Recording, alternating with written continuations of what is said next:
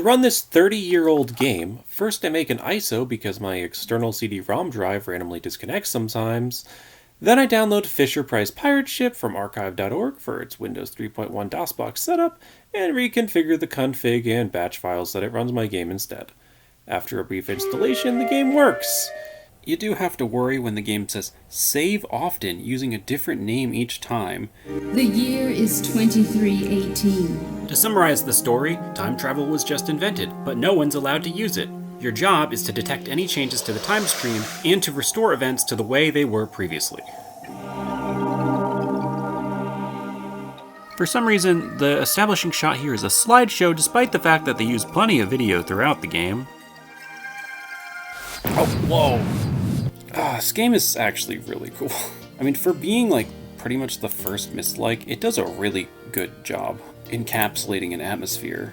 One big difference between this and other Myst-like games is that you use these navigation buttons down here to move around rather than clicking on the screen. Plus, you still have items to use. Here's my problem here, is that they give you all this stuff to explore inside of your apartment as you're learning this new style of game even. And they tell you, get to your job in 10 minutes. Literally, I just want to explore and look at the different seascapes and everything. So I'm just gonna actually just explore for a bit and then reload my save so I don't get reprimanded. How am I late for work? I came right here. Your fourth late arrival has been verified and logged. If some event in the past is altered, a rip occurs in the fabric of time. You alone will have the ability to jump back in time and prevent the corruption from ever happening. Warning, temporal rip detected. You must jump to the year 200 million BC and obtain the Journeyman historical log. This disc serves as a source of unaltered historical information. It will be cross-referenced with the historical log. Oh, come on, I'm still on a timer? Look at my energy draining. I'm on a cliff. Alright, let's just die real quick. I died. Wow. Oh. This idea in particular is pretty clever. The whole fact that you're keeping a record as civilization way in the past, and then doing a git diff in the future to figure out what changes you made. The reason why I hate the timer is because it's a game that seems to be built on exploration. It's like they're actively discouraging that.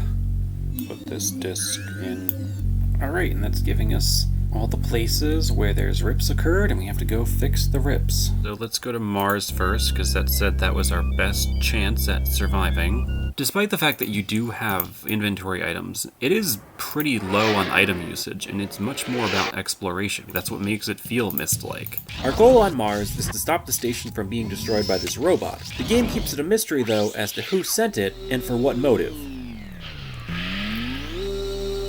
The one-person vehicle sections. This is a Myst-like. Just listen to that music right now. Like, hear that atmosphere? I can't, it's so hard to explain why this feels so cool. This isn't a better game than Myst, but it is a cooler game than Myst. Out of my way, human, or die. These guys all talk. Oh, man. I mean, he's big meanie. Excessive levels of radiation detected. Yeah. That's fine. Ooh, look, we're going to the radiated core. Foreign object detected. Is that the bomb? Is this Mastermind? I mean, besides the fact that this isn't interesting at all, this is pretty cool. Node 3. The explosive device has been disarmed. Oof. You may now remove the explosive device. This game is fairly easy. Besides the fact that, like, you die all the time and can make the game unwinnable, it's not too bad. Oh, yeah, and, this is a maze, isn't it? So, let's have fun in the maze. Oh god, are there vocals here? How can I praise the atmosphere when it does this? My criticism of this music, though, isn't that it's bad, it's just wrong in this context. We're on Mars, we shouldn't be listening to synthy, cheesy prog rock. After a brief hard rock chase sequence, we now have to shoot down the robot in an awful minigame. It's like Duck Hunt, but you're trying to hit the DVD screensaver. Let's go to NORAD, which is a submarine base. Another robot was sent here to launch some nukes. Oh wait, no, that's not good. That's not. Alpha Sector Retinal ID Scan. Security alert. Security alert. Oh, actually, we need to go to the Science Center first to get the retinal biochip. I was able to bend time. We spawn in the office of Elliot Sinclair, the man who invented time travel. He's got a model of the robots we just saw, so that does make him a little suspicious. Also kinda sus is when he shoots you with a tranq dart. Luckily, the computer in his lab will ask us if we want to make an antidote, and all we have to do is select molecules in the right order. Synthesis complete. What's cool that we're getting sci-fi music instead of prog rock now. Our goal in this time zone is to stop an assassination. Since the target is a proponent of a peaceful alliance, it's clear at this point that Sinclair is trying to prevent world peace. Alright, what we got? So we plunder the retinal biochip to help us get past the scanner, but did you know that you can actually make the game unwinnable if you grab the chips in the wrong order? The game doesn't inform you of this, nor did it give you any hint that you needed a chip to beat the scanner in the first place. Haha, it's terrible. Nuclear strike authorized. Launch silo selected. Honolulu, Hawaii. Is this a geography test? Oh, this is awkward. So sensitive. Silo deactivated. New launch silo selected. The only good human is a dead human. Uh-oh, here he comes.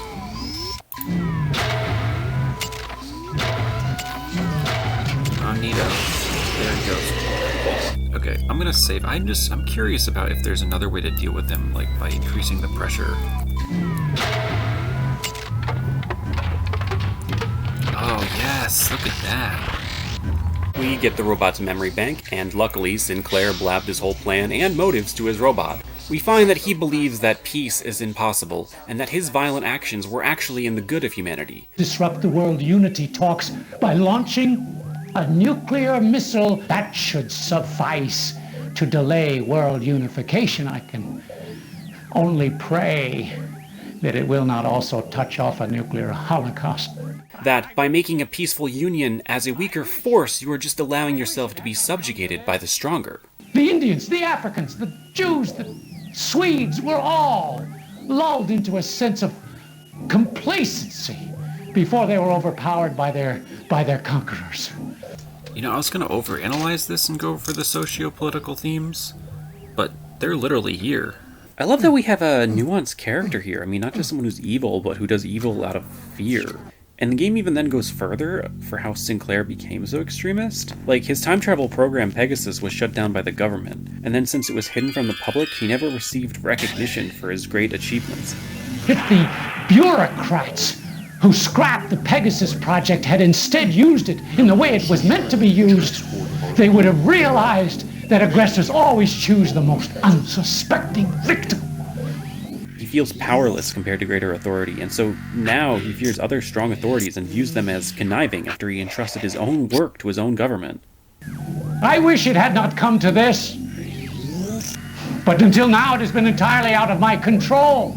His ego feeding him. He wants to have a legacy. He wants to make an impact on history, so he begins to believe in the extreme importance of his radical actions. And if you fail, I will assassinate the Cyrillian delegate. I know the one place in all of Sector 3 with the best view of the Capitol building. While here, please feel free to visit our rooftop observatory. Located directly across from the Capitol building in Sector 3, Rooftop Observatory is closed. Use the access card bomb to blow up the wall. I mean, in hindsight, it makes perfect sense. You know, you can't get through. Why not just blow up the wall? This will end it one way or another. Get back! Yeah, alright, sure. Get wrecked. Okay, that's cool. Instead of a real ending, we get a slideshow.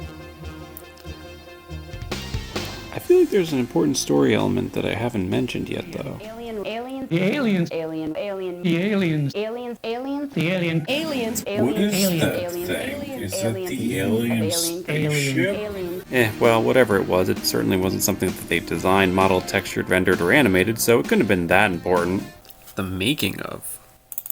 Retouch each of the 1,600 frames involved with Journeyman and get them to the point of true photorealism. What was the name of that game that they said they were inspired by? We had seen Spaceship Warlock. That was the first of the CD-ROM games. Spaceship And we're pretty Warlock. excited.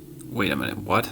Is this a Mist-like that came out before the Journeyman project? There's literally a Mist-like from 1991. How did I not know about this?